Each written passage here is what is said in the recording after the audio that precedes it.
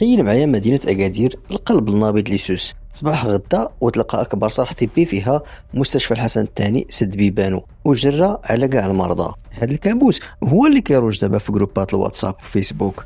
واش بصح الدولة قررت أنها تمحي تاريخ طبي ديال العقود، ولا كاينه شي حاجة أكبر من هذا الشيء مخبية وراء كواليس القانون؟ اليوم غادي نحطوا النقاط على الحروف وبالدليل القانوني اللي ما فيهش اللعب. ملي كنسمعوا افتتاح المستشفى الجامعي CHU بزاف كيسحب ليهم بالضروره نهايه الحسن الثاني.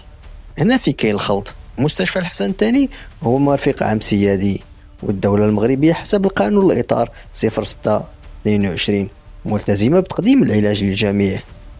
كاين ضعف في البنيه التحتيه وكاين نقص في الموارد، وهذا الشيء هو اللي خلى الاشاعه تكبر.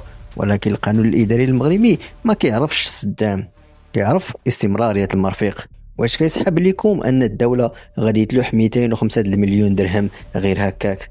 هاد الميزانيه اللي تخصصت مؤخرا هي الرئه الجديده اللي غتخلي المستشفى انه يتنفس من جديد.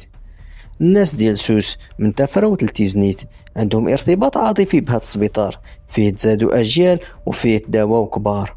نقطه التحول الحقيقيه هي ملي غادي يولي الحسن الثاني هو الحارس الشخصي ديالكم في الحالات العاديه، والCHU هو القوة الضاربة للحالات المستعصية والعمليات اللي كانت كتحتاج السفر للرباط أو للكازا.